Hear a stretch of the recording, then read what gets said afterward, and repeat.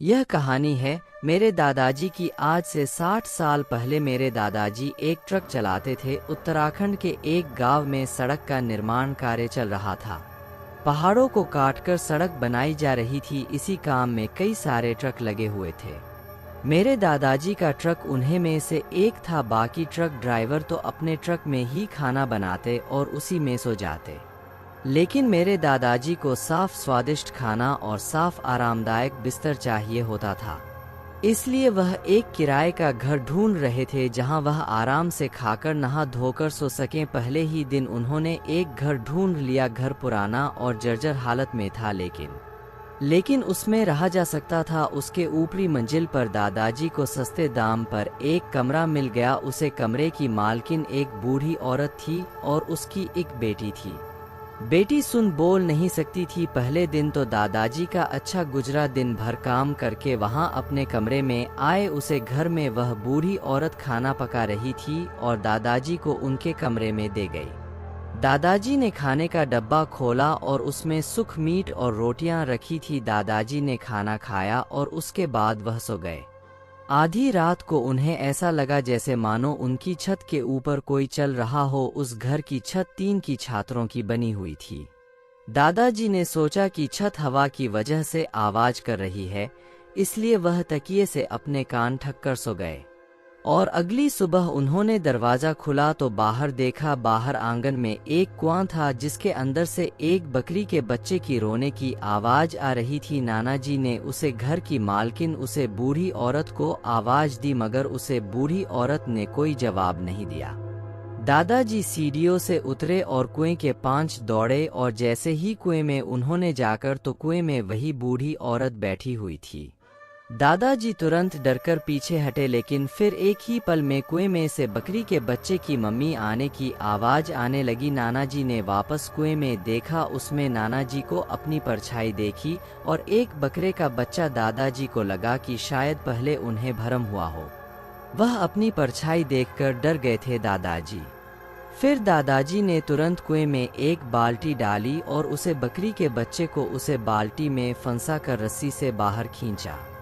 जैसे ही बाल्टी उसे कुएं से बाहर आई, वह बकरी का बच्चा उसे बाल्टी से फुदक कर बाहर कुंदा था और वहां से दूर भाग गया। दादाजी ने घर में आसपास देखा, मगर उन्हें कोई वह बूढ़ी औरत और उसकी बेटी कहीं दिखाई नहीं थी। दादाजी ने अपने ट्रक में चढ़े और सीधा अपने काम पर निकल गए। दादाजी की आदत थी वहां नाश्ता नहीं करते थे रात के खाने के बाद और सीधा अगली दोपहर में ही खाना खाते थे, मगर उसे दिन उन्हें बहुत जोर की भूख लग रही थी। फिर उन्होंने दोपहर में पास ही के ढाबे से खाना खाया। उसके बाद दिन भर काम करके वह वापस उसे बूढ़ी औरत के घर पहुंचे। यहाँ वहां ना धोकर रात में खाना खाते और फिर सो जाते। निकाला और फिर आंगन में बैठकर नहाने लगे। वह बीच बीच में इधर-उधर नजर घुमा के उसे बूढ़ी औरत को और उसकी बेटी को ढूंढ रहे थे, मगर वह दोनों पूरे घर में कहीं दिखाई नहीं दे रही थी। दादाजी ने नहा कहा धोकर अपने कमरे में गए। थोड़ी देर बाद उनके दरवाजे पर दस्तक हुई। उन्होंने दरवाजा खोला और देखा कि दरवाजे पर खाने का डब्बा रखा हुआ था। दादाजी ने दरवाजे से सर बाहर किया तो उन्हें उसे बूढ़ी औरत की बेटी सीढ़ियों से नीचे जाते हुए अच्छी। दादाजी ने खाने का डब्बा उठाया और दरवाजा बंद करके चारपाई पर बैठ गए। फिर दादाजी ने खाने का डब्बा खिला। खाने के डब्बे में कुछ सुख मीट और रोटियां थी। दादाजी ने पेट भरकर खाना खाया और डकार ली। खाने का डब्बा किनारे रखकर फिर दादाजी सो गए। वाहन सुख मीत पिछली रात की तरह ही बहुत स्वादिष्ट था। आधी रात में एक आवाज को सुनकर दादाजी की नींद खुली। उन्हें ऐसा लगा जैसे कि आधी रात में किसी ने उसे खाली खाने के डिब्बे को उठाया हो। दादाजी ने आंखें खोली तो उन्होंने किसी को अपने कमरे से बाहर जाते देखा। दादाजी बिस्तर से नीचे उठे और दरवाजे के पास गए तो उसने देखा कि उसे बूढ़ी औरत की बेटी सीढ़ियों से नीचे जा रही थी। दादाजी को बड़ा अजीब लगा, क्योंकि उन्हें याद था कि उन्होंने सोने से पहले दरवाजे की चटकानी लगाकर बंद किया था। फिर यह औरत अंदर कैसे आ गई? उन्होंने फिर से चुटकुले लगे और दरवाजे को अच्छे से चेक किया। दरवाजे बच्चों से बंद हो गया था। उसके बाद दादाजी अपने बिस्तर पर जाकर वापस सोने की कोशिश करने लगे, मगर ना दादाजी को नींद नहीं आ रही थी। अब उन्हें फिर से भूख लगने लगी। तभी उन्हें नीचे वाले कमरे में से कुछ आवाज आने लगी, मानो जैसे कोई कुल्हाड़ी से कुछ काट रहा हो। दादाजी को बड़ा अजीब लगा कि आखिर आधी रात में यहाँ औरत नीचे कर क्या रही है। खैर, दादाजी ने अपने कान तकिया से रखे और सोने की कोशिश करने लगे, लेकिन कुछ देर बाद उन्हें अपने कमरे की छत पर किसी की चलने की आवाज आने लगी। फिर दादाजी ने सोचा कि शायद छत पर हवा की वजह से टीन हिल रही होगी। यह सोचकर बेचारे दादाजी फिर से सो गए। अगली सुबह जल्दी उठकर दादाजी फ्रेश होकर अपने काम पर भी जल्दी निकल गए। एक चाय की दुकान में दादाजी ने चाय पी और बन खा। नाते नाते उनकी नज़र उसे बूढ़ी औरत के घर की छत पर गई, और जो उन्होंने देखा वहां देखकर उन्हें बड़ी हैरानी हुई और थोड़ा डर भी लगा, क्योंकि दादाजी ने उसे टीन की छत पर एक बूढ़ी औरत को खड़ा देखा। दादाजी बेचारे परेशान हो गए, क्योंकि वहां वही बूढ़ी औरत थी या फिर बेटी, क्योंकि अंधेरी की वजह से उनको कुछ समझ नहीं आ रहा था। वह औरत बस बिना हिले डेले हुई खड़ी ही रही। तब फिर दादाजी ने कपड़े पहने और तुरंत अपने कमरे में चले गए। थोड़ी देर बाद दादाजी के कमरे पर दस्तक हुई। दादाजी ने अपने कमरे का दरवाज़ा खोला तो दरवाजे के पास खाने का डब्बा रखा हुआ था। उन्होंने उसे खोल कर देखा, उसमें रोटियां के साथ आज भी सूखा मीट रखा हुआ था। दादाजी को बहुत ज़ोरों की भूख लग रही थी। उन्होंने फटाफट खाना खत्म किया और सोने के लिए बिस्तर में घुस गए। तभी उन्हें आंखें भूमी। कुछ ही देर हुई थी कि उन्हें नीचे से वही आवाज़ आने लगी, कुल्हाड़ी से कुछ काटने की आवाज़ है। दादाजी बिस्तर से नीचे उतरे और फर्श पर लेट गए। उसके बाद उन्होंने फर्श पर कान लगा है और नीचे आती हुई आवाज़ ध्यान से सुनाने लगे। तब उन्हें कुछ ऐसी आवाज़ आ रही थी मानो जैसे कोई कसाई अपने बड़े चाकू से मीट काट रहा हो। तो मेरे दादाजी ने सोचा कि यह बूढ़ी औरत और इतनी गरीब होने के बावजूद रोज़ मीट कैसे बना सकती है। इसके पास आखिरकार इतने पैसे आ कहाँ से रहे हैं, और दादाजी खुद भी उन्हें किराए कितने पैसे नहीं दे रहे थे जिसमें वह रोज़ को मीट खा सके। दादाजी को वहाँ थोड़ा सा आशाएं लगने लगा। उसे रात में नींद नहीं आई। वह खड़े उठे और चुपचाप कमरे से बाहर निकल कर दबे पाँव सीढ़ियों से नीचे उतरे। फिर वहाँ उस बूढ़ी औरत के कमरे के पास गए। उसे कमरे का दरवाज़ा आधा खुला हुआ था और उसे कमरे के अंदर गूंज दे रहा था। दादाजी ने अपनी जेब से टॉर्च निकला। फिर दादाजी ने अपनी टॉर्च चलाई और उसे जलाकर अंदर कमरे में रोशनी डाली। उसे कमरे में ढेर सारी सूखी लकड़ी जिनके ऊपर मकड़ी के जेल लगे हुए थे। पूरे कमरे में चूल्हे की कालिक लगी हुई थी। इस कमरे में एक कमरा और जुड़ा हुआ था। दादाजी उसे कमरे के करीब है। उसे कमरे में हल्की फुल्की रोशनी हो रही थी। फिर भी दादाजी ने टॉर्च की रोशनी अंदर डाली और जो देखा वहां देखकर उनके होश ही उड़ गए थे। उसे कमरे में एक चूल्हा जल रहा था और उसके ऊपर एक बड़े से भागोन में कुछ पक रहा था। और इसमें डरने वाली बात याद थी कि उस भागोन से एक इंसानी हाथ और इंसानी पैर निकला हुआ बाहर साफ दिखाई दे रहा था। उसे भागने में इंसान को काटकर पकाया जा रहा था। यहाँ सब देखकर दादाजी को उल्टी आने लगी और वहाँ से भागते हुए बाहर निकले। उसके बाद दादाजी अपना सामान लेने के लिए तुरंत सीढ़ियों से अपने कमरे में गए। वहाँ पहुँचे तो देखा कि उनके बिस्तर पर वही खाने का डब्बा खिला हुआ रखा था और उसे डिब्बे में वही सूखा मीट और रोटियां रखी हुई थी। उसे देखकर दादाजी को फिर से उनका ही आने लगी। फिर दादाजी ने खुद को संभाला और अपना सामान उठाया और तुरंत उसे घर से निकल गए। अपने ट्रक में बैठे और पूरी रफ्तार से अपना ट्रक वहां से भगाया ना। दादाजी वहां से तुरंत कंस्ट्रक्शन साइट में गए। चाय की दुकान बंद थी। दादाजी ने उसी के सामने अपना ट्रक रोका और बैठकर सोचने लगे कि इतने दिनों से वह जो मीट खा रहे थे और इंसान का मीट था। या सोचकर दादाजी को बार बार उल्टियां आ रही थी। कुछ देर बाद सुबह हुई और वहां चाय की दुकान वाला आया और उसने मेरे दादाजी को देखा तो उसने पूछा, अरे उस्ताद क्या हुआ, इतनी सुबह सुबह कैसे आ गए? तबीयत तो ठीक है? ना तुम्हारी दादाजी ने कुछ नहीं कहा और उन्होंने बाल्टी में से एक जग पानी लिया और कई होंठ पानी पीने के बाद उन्होंने अपना मुंह धोया। ठंडी पानी से मुंह धोने के बाद अब उन्हें कुछ ठीक लग रहा था। तब दादाजी ने उसे चाय वाले को सारी बात बताई। यह बात सुनकर चाय वाला भी हैरान था। फिर वह समझ गया कि दादाजी के साथ क्या हुआ है। फिर उसने दादाजी से कहा, उस्ताद, लगता है कि तुम विद्या ताई के घर पर रहकर आए हो, पर अजीब बात यह है कि तुम उसके घर पर रह कैसे लिए? तुमने वहाँ खाना भी खाया? क्योंकि विद्या ताई को मारे कई साल बीत चुके हैं और उसकी एक बेटी थी जो सुन बोल नहीं सकती थी, वह भी कई सालों से लापता है। बहुत पहले हमारे गांव से छोटे बच्चे गायब होने लगे थे। कुछ बूढ़े लोग भी सब ने यही सोचा कि गांव के जंगल में कोई आदमखोर बाघ यहाँ भेड़िया हो, मगर एक शाम जब एक बच्चा डरा सहमा भागता हुआ घर वापस आया था, उसने बताया कि वह बिंदिया ताई ने उसे खीर खिलाने का लालच देकर उसे अपने घर लेकर गई। वहां पहुंचकर बिंदिया ताई ने उसे बच्चों के हाथ पैर बांध दिए और उसके मुंह में एक कपड़ा ठूसा और उसे कमरे में बंद कर दिया और वहां बाहर दूसरे कमरे में घुसकर अपने चाकू में धार लगाने लगी।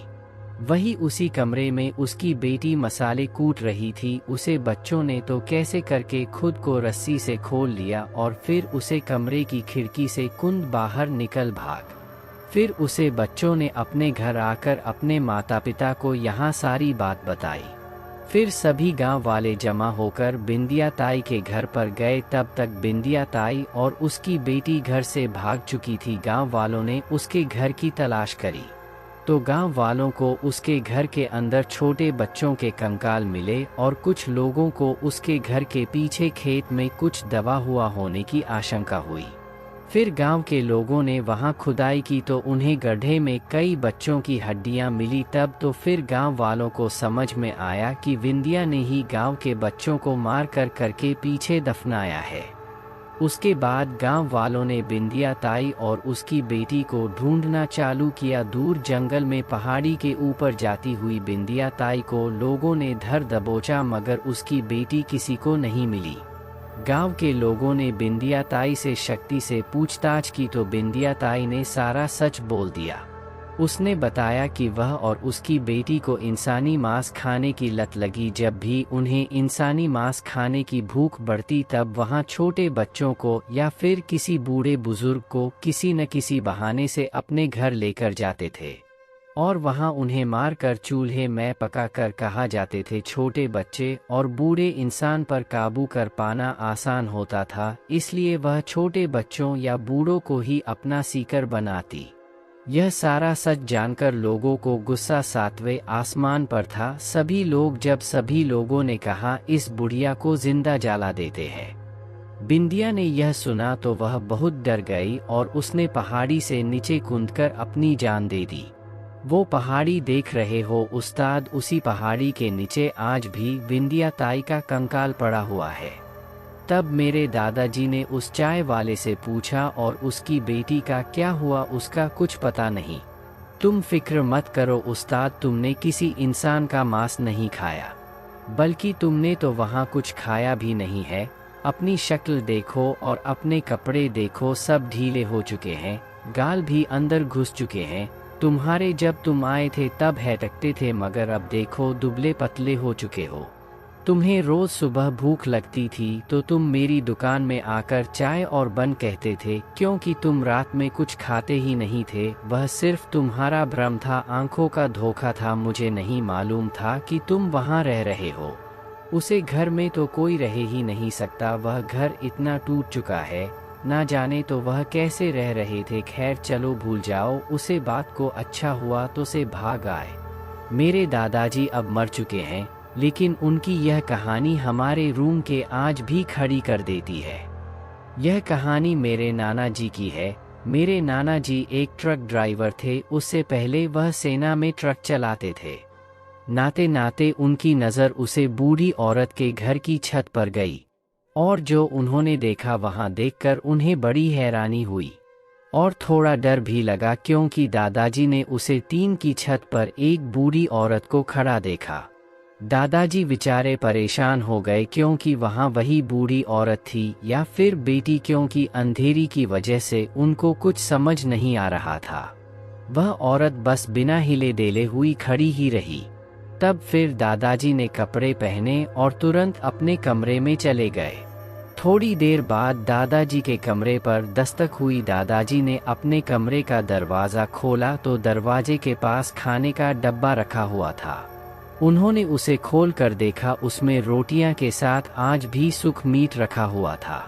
दादाजी को बहुत ज़ोरों की भूख लग रही थी। उन्होंने फटाफट खाना खत्म किया और सोने के लिए बिस्तर में घुस गए। तभी उन्हें आंखें भूमी। कुछ ही देर हुई थी कि उन्हें नीचे से वही आवाज़ आने लगी, कुल्हाड़ी से कुछ काटने की आवाज़ है।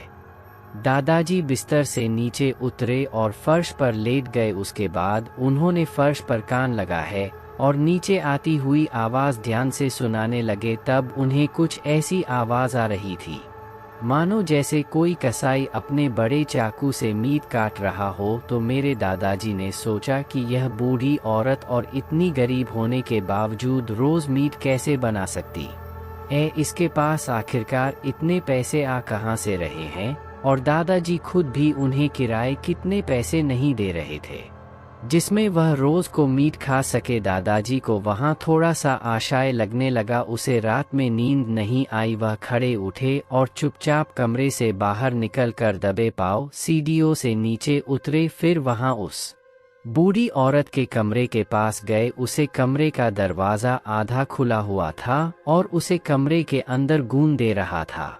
दादाजी ने अपनी जेब से टॉर्च निकला। फिर दादाजी ने अपनी टॉर्च चलाई और उसे जलाकर अंदर कमरे में रोशनी डाली। उसे कमरे में ढेर सारी सूखी लकड़ी जिनके ऊपर मकड़ी के जेल लगे हुए थे। पूरे कमरे में चूल्हे की कालिक लगी हुई थी।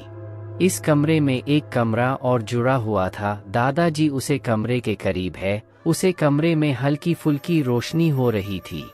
फिर भी दादाजी ने टॉर्च की रोशनी अंदर डाली और जो देखा वहां देखकर उनके होश ही उड़ गए थे। उसे कमरे में एक चूल्हा जल रहा था और उसके ऊपर एक बड़े से भागोन में कुछ पक रहा था। और इसमें डरने वाली बात याद थी कि उस भागोन से एक इंसानी हाथ और इंसानी पैर निकला हुआ बाहर साफ दिखाई दे रहा था।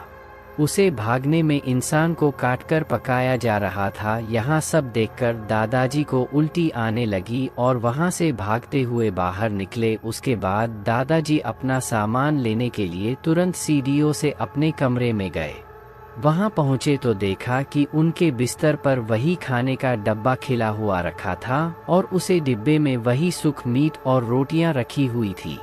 उसे देखकर दादाजी को फिर से उनका ही आने लगी। फिर दादाजी ने खुद को संभाला और अपना सामान उठाया और तुरंत उसे घर से निकल गए।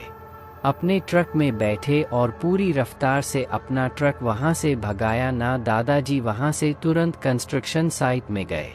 चाय की दुकान बंद थी। दादाजी ने उसी के सामने अपना ट्रक रोका और बैठकर सोचने लगे कि इतने दिनों से वह जो मीट खा रहे थे और इंसान का मीट था। या सोचकर दादाजी को बार बार उल्टियां आ रही थी। कुछ देर बाद सुबह हुई और वहां चाय की दुकान वाला आया और उसने मेरे दादाजी को देखा तो उसने पूछा, अरे उस्ताद क्या हुआ, इतनी सुबह सुबह कैसे आ गए? तबीयत तो ठीक है ना तुम्हारी? दादाजी ने कुछ नहीं कहा और उन्होंने बाल्टी में से एक जग पानी लिया और कई होंठ पानी पीने के बाद उन्होंने अपना मुंह धोया। ठंडी पानी से मुंह धोने के बाद अब उन्हें कुछ ठीक लग रहा था। तब दादाजी ने उसे चाय वाले को सारी बात बताई।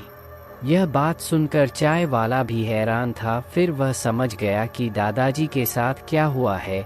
फिर उसने दादाजी से कहा, उस्ताद लगता है कि तुम विद्या ताई के घर पर रहकर आए हो, पर अजीब बात यह है कि तुम उसके घर पर रह कैसे लिए? तुमने वहाँ खाना भी खाया? क्योंकि विद्या ताई को मारे कई साल बीत चुके हैं और उसकी एक बेटी थी जो सुन बोल नहीं सकती थी। वह भी कई सालों से लापता है। बहुत पहले हमारे गांव से छोटे बच्चे गायब होने लगे थे।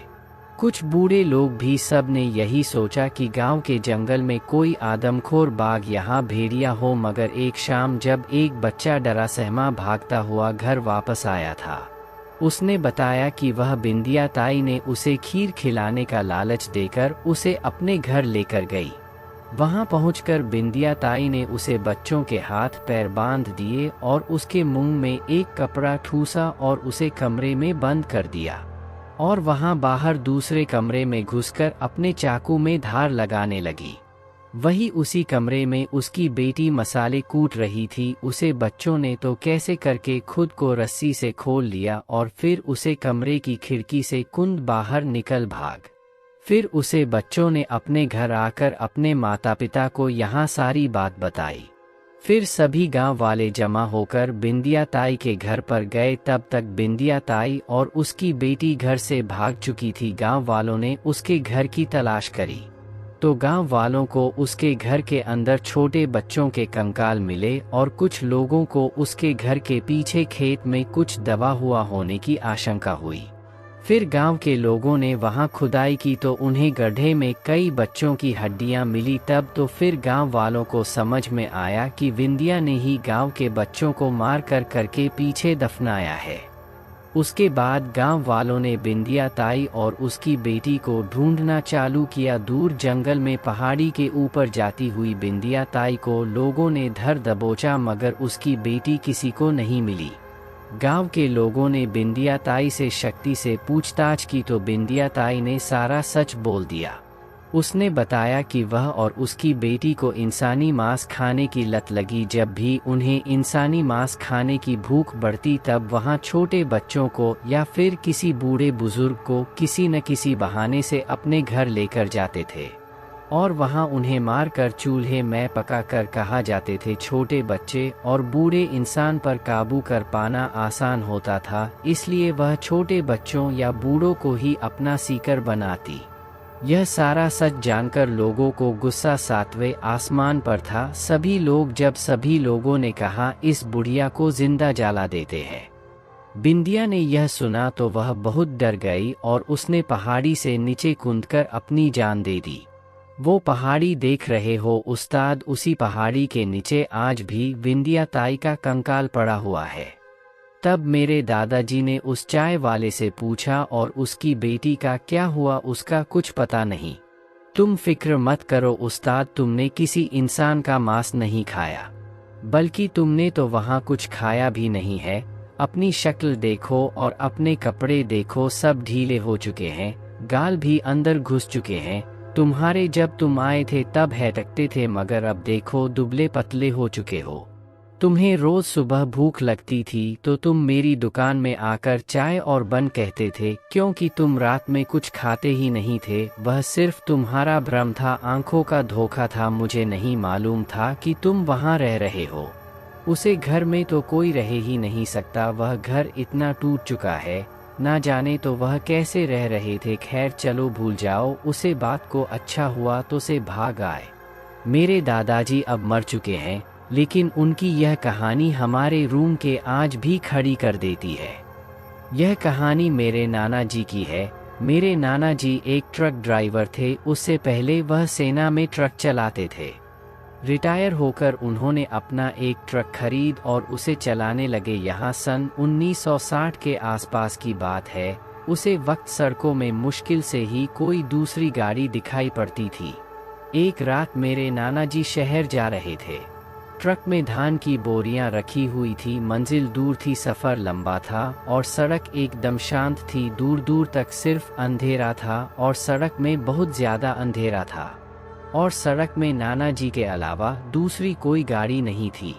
तभी चलते चलते बीच रास्ते पर जंगल में नाना जी का ट्रक खराब हो गया। उसे दौरान नाना जी के साथ नाना जी का सहयोगी ट्रक क्लीनर नहीं था। नाना जी को अब अकेले उसे ट्रक में इंतजार करना था।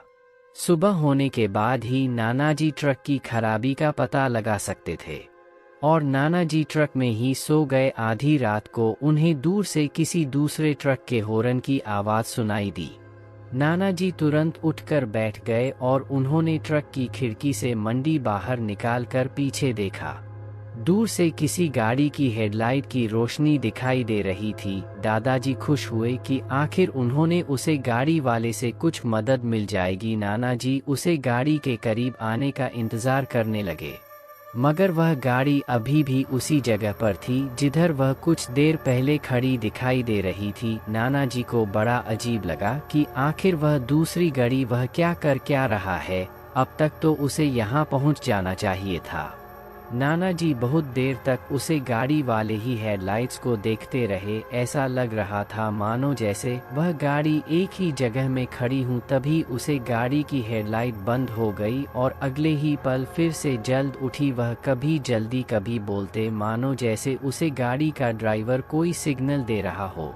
नाना जी ट्रक से नीचे उतरे और कुछ देर बाद चलने के बाद वह उसे गाड़ी के पास पहुंचे। जंगल में वहां गाड़ी खड़ी हुई नहीं थी, वहां बहुत ही पुराना ट्रक था जिस पर बहुत ज़्यादा जंग लगी हुई थी और जिसका इंजन अभी भी चालू था और उसकी हेडलाइट्स जली हुई थी। नाना जी ने उसे ट्रक के अंदर अच्छी तरह से देखा मगर उसके अंदर कोई नहीं था।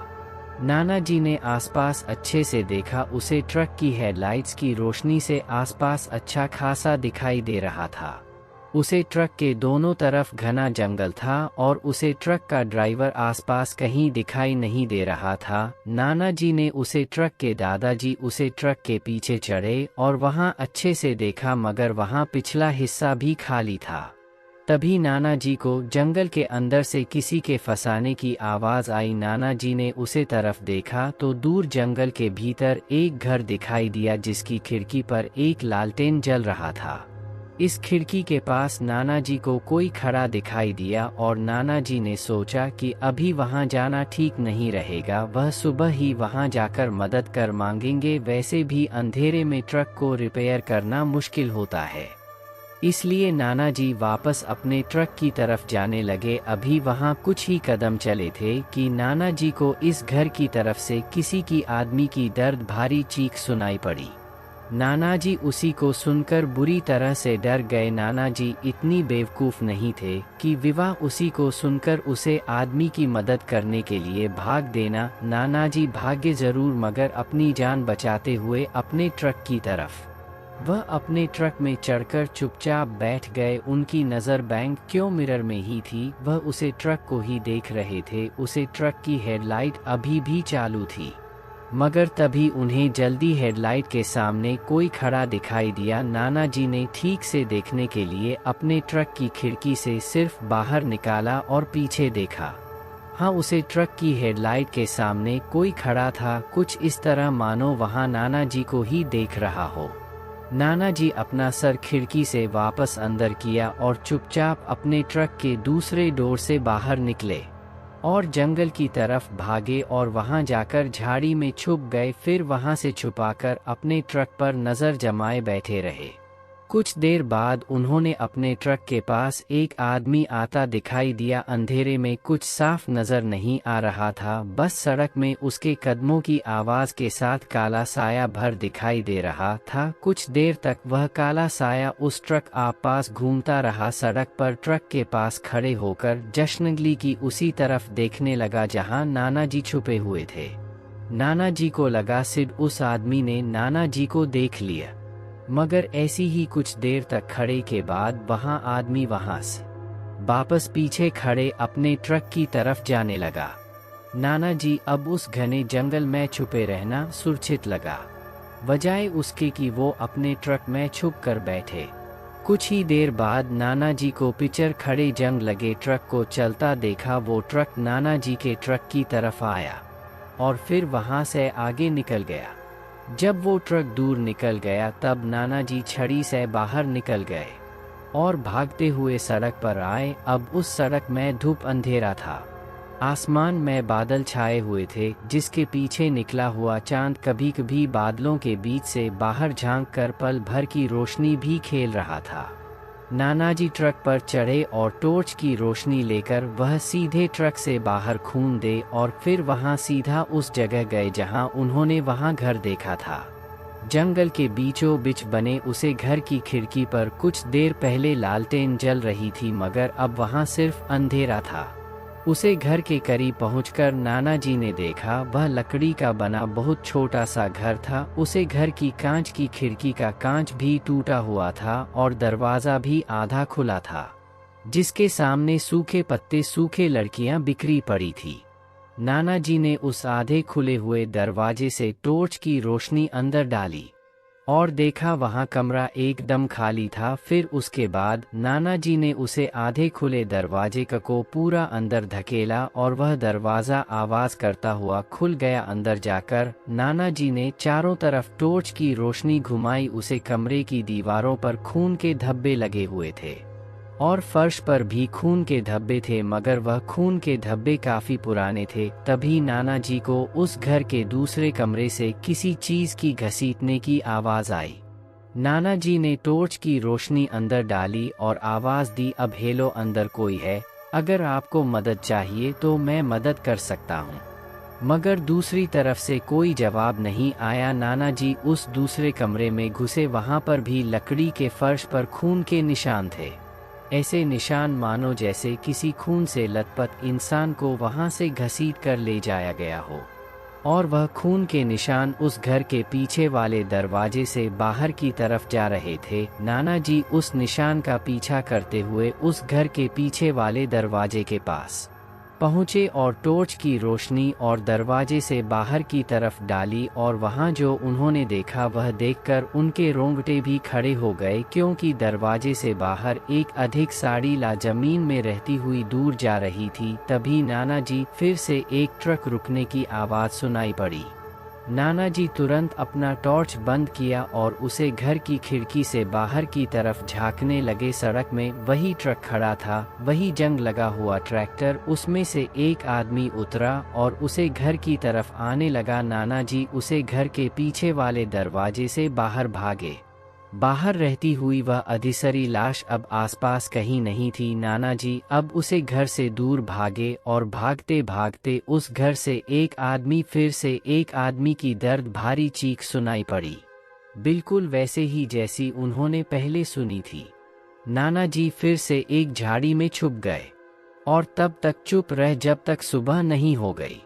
सुबह रोशनी होने के बाद ही वह झाड़ी से निकलकर अपने ट्रक के पास आए। अपने ट्रक का इंजन चेक किया, उसमें एक मामूली सा फॉल्ट था जिसे दान जी ने तुरंत ही ठीक कर लिया। उसके बाद नाना जी ने अपना ट्रक स्टार्ट किया और जंगल से बाहर निकलते हुए भगवान का शुक्रिया अदा किया। और तब नाना जी को बाद में पता चला कि वह जंगल भूतिया है। बहुत साल पहले उसे जंगल में एक अंग्रेज फॉरेस्टर ऑफिसर रहा करता था जिसका कत्ल हो गया था। किसी ने उसे अंग्रेज अफसर का बहुत बुरी तरह से चाकू से गोद कर कत्ल कर दिया था।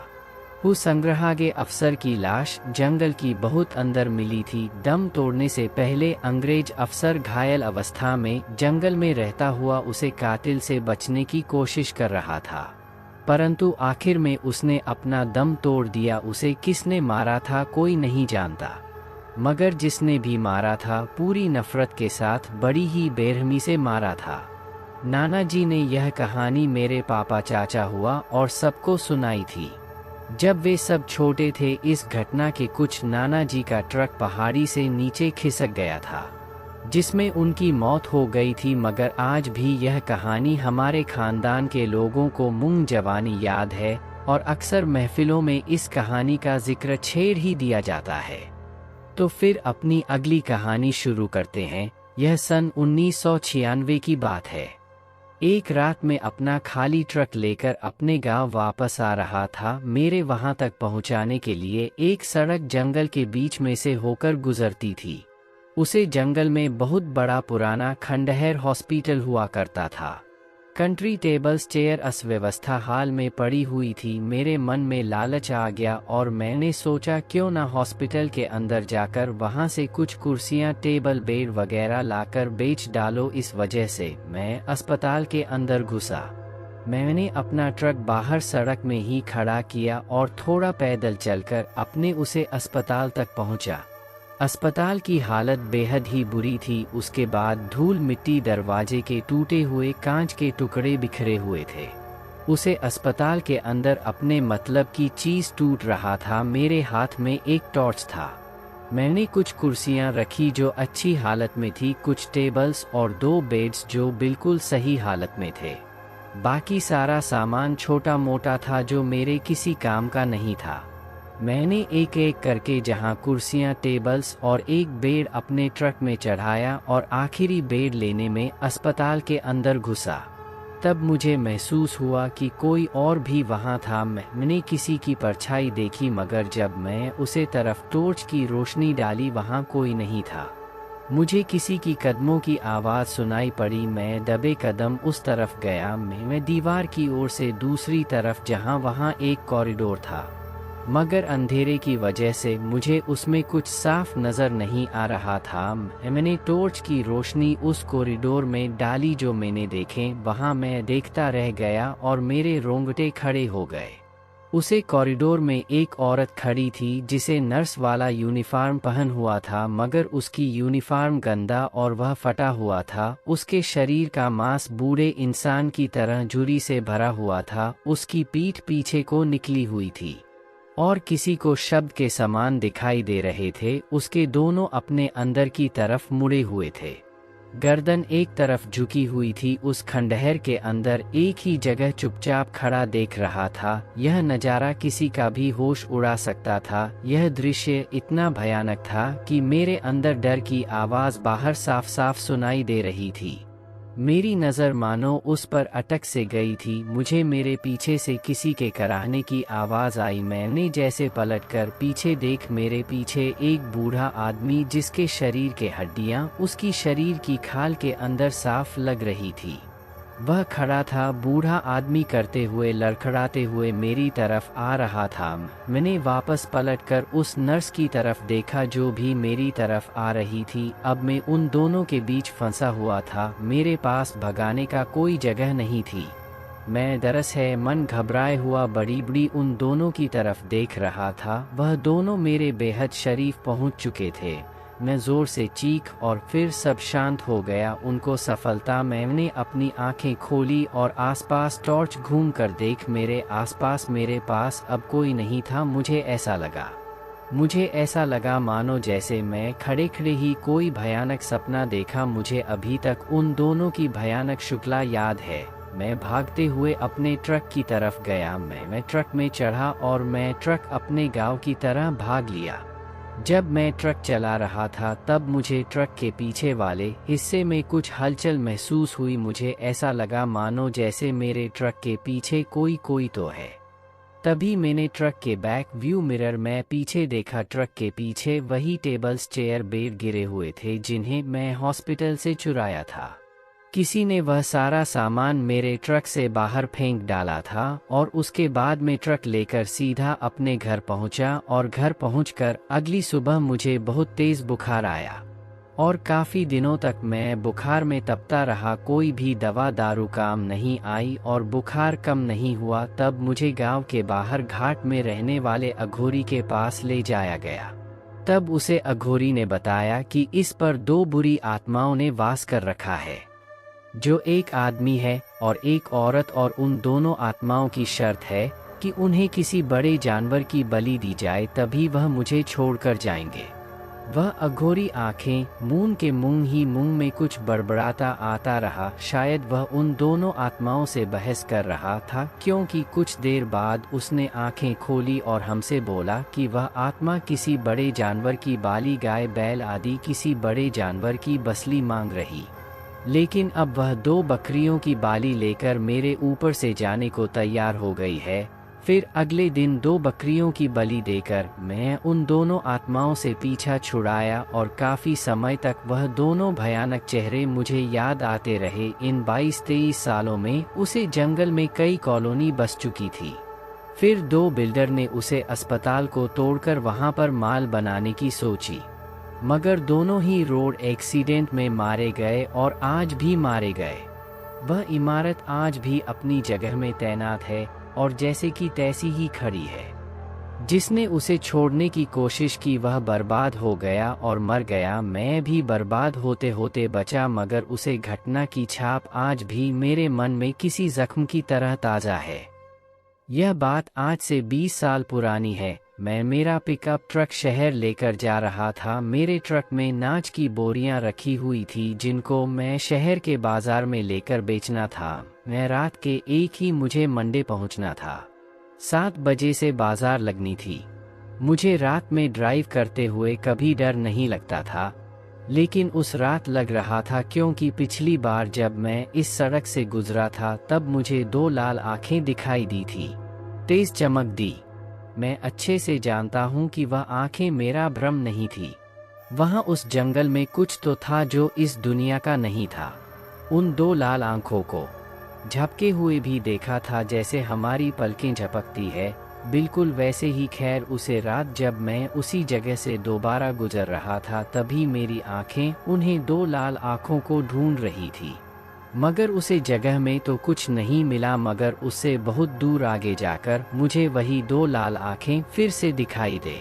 इस बार वह 2 आंखें सड़क के बिल्कुल करीब थीं। मैंने अपना ट्रक दूर ही रोक लिया। अगर मैं उसके करीब से गुजरा तो वह पक्का मुझे दावोस लेट मेरे ट्रक की हेडलाइट ठीक उसके ऊपर ही पड़ रही थी। मैं उसे झाड़ियां में छिपा हुआ साफ देख सकता था। उसका सर किसी बहुत बड़े कुत्ते के समान था। एक बड़ा काला कुत्ता, मुझे सिर्फ उसका सर दिखाई दे रहा था। उसकी नज़र मेरी कार की तरफ थी। ऐसा लग रहा था मानो जैसे वह मुझे इंतज़ार में ही बैठा हो। उसे सड़क में मेरे अलावा कोई दूसरी गाड़ी नहीं थी। फिर तभी तुरंत मैंने अपनी ट्रक में रिवर्स गियर डाला और गाड़ी को तुरंत धीमे धीमी पिच की तरफ ले जाने लगा। मेरे ऐसा करने ही सामने सड़क किनारे झाड़ी में छुपा हुआ वहाँ विशालकाय जानवर सतर्क हो गया। मैं गाड़ी को तुरंत ही नहीं मोड़ सकता था। अगर मैं ऐसा करता और इस वक्त कोई गाड़ी मेरे पीछे से आ जाती तो हम दोनों की भिड़ंत होती। तभी मेरे सामने वह जानवर झाड़ी में से पूरी तरह से बाहर निकाला, मानो जैसे वह मुझ पर हमला करने वाला ही था। तब मैंने उसको पूरा देखा। वहाँ पूरा एक कुत्ते ऐसा दिखाने वाला बहुत बड़ा विशालकाय जानवर था। उसकी आंखें नरक की आग की तरह धड़क रही थी। मुझे लगा मानो जैसे वह मुझ पर हमला करने वाला है। मगर तब तक मेरे बगल से एक और पिकअप ट्रक गुजर जिसमें 2 घोड़े लगे हुए थे। अब तक मैं समझ रहा था कि मेरे सामने वह विशाल का कुत्ता मेरे लिए घात लगाए बैठा है, मगर मेरी समझ में आ गया था कि वह मेरे लिए नहीं बल्कि इस घोड़ से लगे हुए ट्रक के लिए घात लगाए बैठा था। वह ट्रक जैसे ही उसे कुत्ते के सामने उसे गुजर, इस वक्त उसे कुत्ते ने उसे ट्रक पर बहुत जोर की टक्कर मारी और वॉट तक पलट कलजी करता हुआ दूर जा पहुंचा और उसमें लगे हुए घोड़े चिढ़कर दूर जा गिरे। मेरे देखते ही देखे उसे विशाल का कुत्ते ने एक घोड़े को अपने मुंह में दबोचा और जंगल में भाग गया। इससे पहले कि वह जी उसे दूसरे घोड़े को लेने वापस आता, मैं अपनी गाड़ी स्टार्ट की और सीधा उसे पालते हुए पिकअप ट्रक के पास गया। उसे ट्रक का ड्राइवर घायल अवस्था में उसके अंदर फंसा हुआ था। मैंने उसे बाहर निकाला और अपने ट्रक में बिठाया और फिर मैं पूरी रफ्तार से वहां से अपना ट्रक लेकर शहर की ओर भाग। उसे आदमी को मैं हॉस्पिटल में एडमिट किया और पुलिस को भी इस घटना की सारी जानकारी बताई और उसे चीज़ के बारे में भी बताया। पुलिस ने उसे जंगल में सर्च ऑपरेशन चलाया, मगर उन्हें वहां कोई विशालकाय कुत्ता या कोई भी जानवर नहीं मिला और ना ही किसी और ने उसे जीव को देखा। कोई खबर मुझे अखबार यहाँ न्यूज़ चैनल में नहीं मिला। मैंने अपनी आंखों से साफ साफ उसको देखा था। शायद वह इस दुनिया का था ही नहीं, शायद सिर्फ वह अपना शिकार करने के लिए दुनिया में आया और फिर शिकार करके वापस अपनी दुनिया में चला गया। एक रात दिल्ली की सड़कों पर एक ट्रक ड्राइवर अपना ट्रक चला रहा था। वह एकदम अकेला था और उसके अलावा उसे सड़क में और कोई नहीं था। वह पिछले 30 घंटे से लगातार ड्राइव कर रहा था। नींद की थकान की वजह से उसकी आंखें बार बार बोलता जा रही थी, इसलिए उसने कुछ देर आराम करने के लिए सड़क के किनारे एक पुराने खंडहर के सामने अपना ट्रक रोक।